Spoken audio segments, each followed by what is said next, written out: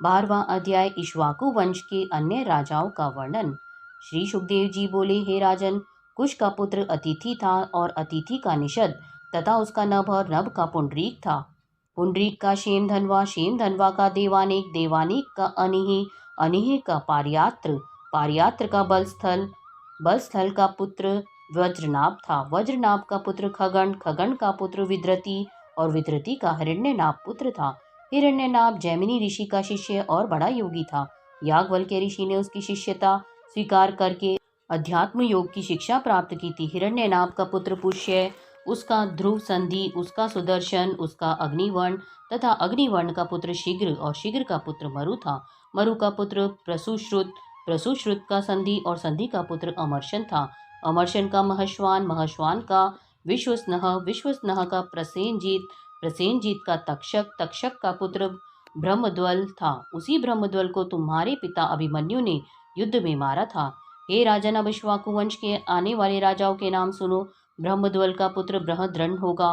बृहद्रन का पुत्र उरुक्रिय, उरुक्रिय का वत्सव्रत, वत्सव्रत का प्रतिव्योम, प्रतिव्योम का भानु, भानु का पुत्र दिवाक, दिवाक का सहदेव, सहदेव का ब्रह्मध्वज, ब्रह्मध्वज का भानुमान, भानुमान का प्रतिकाशु और प्रतिकाशु का पुत्र सुप्रतीक होगा। सुप्रतीक का पुत्र मरुदेव, मरुदेव का सुनशत्र, सुनशत्र का पुष्कर, पुष्कर का अंतरिक्ष, अंतरिक्ष का सुतपा, सुतपा का अमित्रजित, अमित्रजित का बृहद्वाज, बृहद्वाज का बरही, बरही का कृतजन्य, कृतंजय का रंजय और रंजय का पुत्र संजय होगा। संजय का पुत्र शाक्य, शाक्य का शुद्धोद, शुद्धोद का लांगल, लांगल का प्रसेनजीत, प्रसेनजीत का शुद्रक, शुद्रक से रणक, रणक से पुत्र सुरत होगा। इस वंश का अंतिम राजा सुमित्र होगा।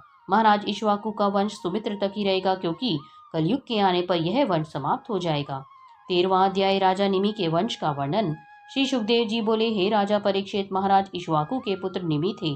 उन्होंने वशिष्ठ जी के द्वारा एक यज्ञ प्रारंभ कराया। तब वशिष्ठ जी ने कहा, हे राजन, मैं इंद्र का यज्ञ कराने जाऊंगा, क्योंकि वह पहले मुझे वर्ण कर चुके हैं। तब मैं तुम्हारा यज्ञ कराऊंगा। राजा निमि यह बात सुनकर चुप हो गए तथा वशिष्ठ जी इंद्र के यहाँ यज्ञ कार्य को चले गए। राजा निमि ने जीवन को क्षणभंगुर समझकर कि न जाने यह कब समाप्त हो जाए, वशिष्ठ जी की प्रतीक्षा न करके दूसरे ऋषियों के द्वारा यज्ञ आरंभ कर दिया।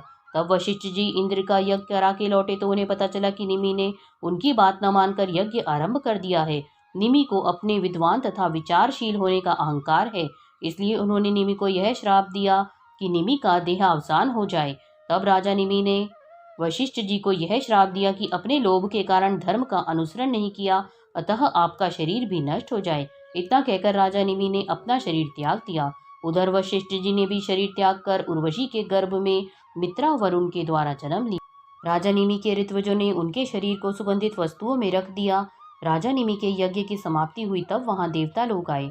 उनसे ऋत्विजों ने यह प्रार्थना की कि आप लोग शक्तिमान हैं, यदि आप प्रसन्न हैं तो हमारे राजा निमि का यह शरीर पुनः जीवित हो जाए।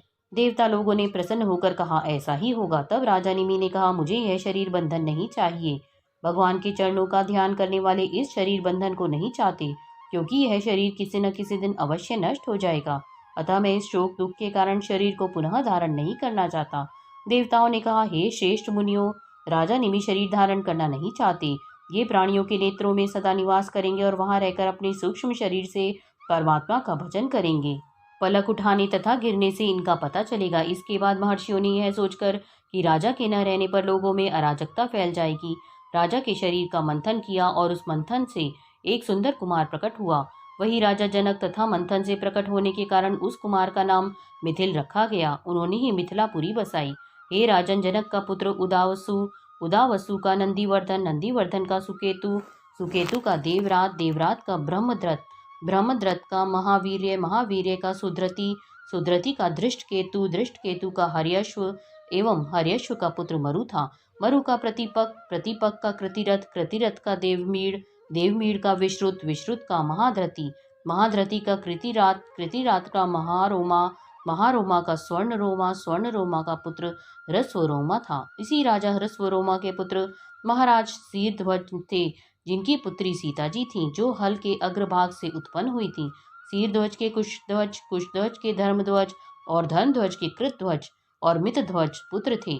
कृतध्वज के केशीध्वज और मितध्वज के खांडव्य पुत्र थे। केशीध्वज का भानुमान तथा भानुमान का पुत्र शतद्युमन था। शतद्युमन के शुचि, शुचि के संध्वाज, संध्वाज के उधर्वकेतु, उधर्वकेतु के अज, अज का पुरजित, पुरजित के अरिष्टनेमि, अरिष्टनेमि का श्रुतायु, श्रुतायु के सुपाशर्वक, सुपाशर्वक के चित्ररथ, चित्ररथ के पुत्र शेमधि हुए।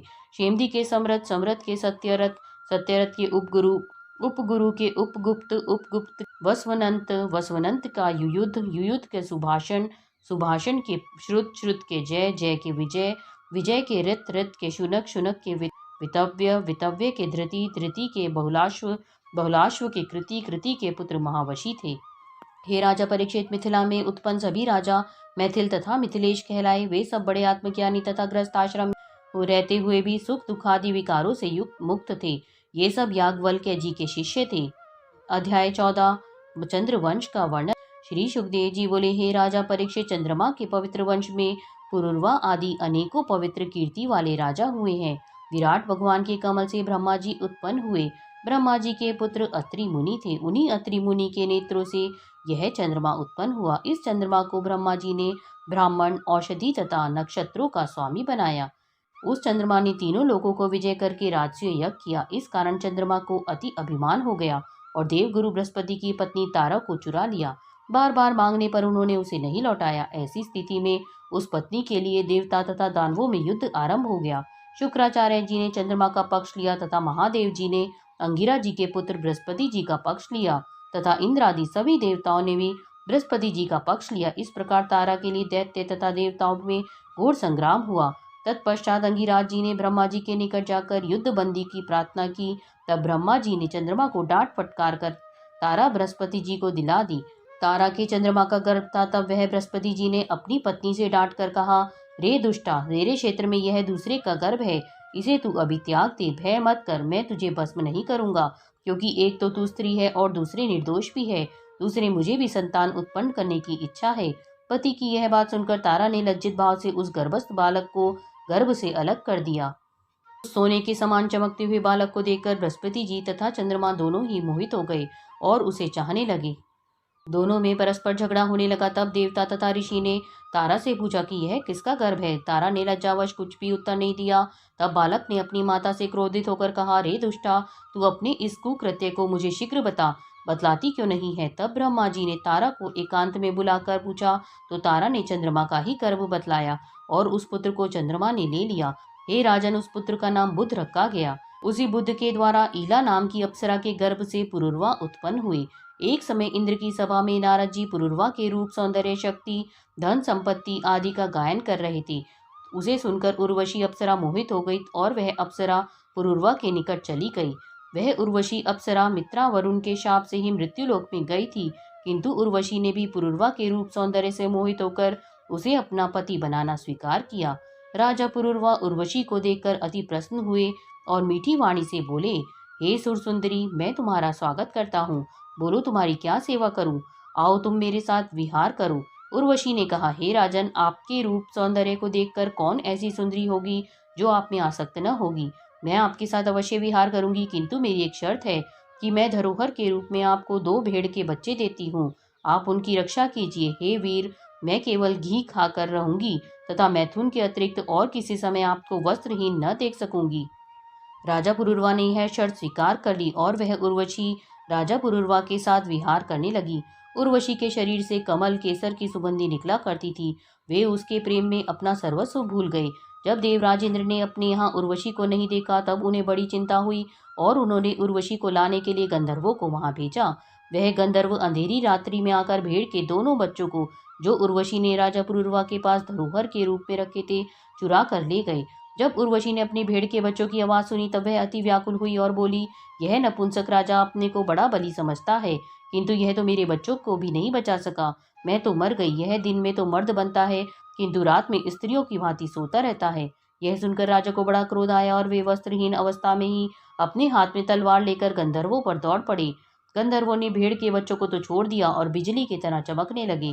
जब राजा पुरुरवा वस्त्रहीन अवस्था में उन दोनों भेड़ के बच्चों को लेकर उर्वशी के निकट आए तब उर्वशी ने उन्हें उस प्रकार से वस्त्रहीन देखा तो उर्वशी उन्हें त्याग कर अपने लोक को चली गई। हे राजा परीक्षित, राजा पुरुरवा उर्वशी के वियोग में अति अनमने रहने लगे तथा पागल की भांति इधर उधर भटकने लगे। तब एक दिन घूमते घूमते कुरुक्षेत्र में सरस्वती के तट पर उर्वशी को अपनी सखियों के साथ राजा पुरुरवा ने देखा।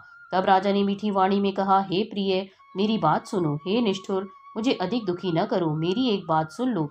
तुमने यह मेरा सुंदर शरीर त्याग दिया है, अब यह शीघ्र ही तुम्हारे वियोग में ढेर हो जाएगा और इसे भेड़िए तथा गिद्ध भक्षण कर जाएंगे। उर्वशी ने कहा, हे राजन, तुम पुरुष हो, इस प्रकार की बातें न करो। स्त्रियों की किसी से मित्रता नहीं होती है, वे सचमुच फाड़ खाने वाले भेड़िए के समान होती हैं।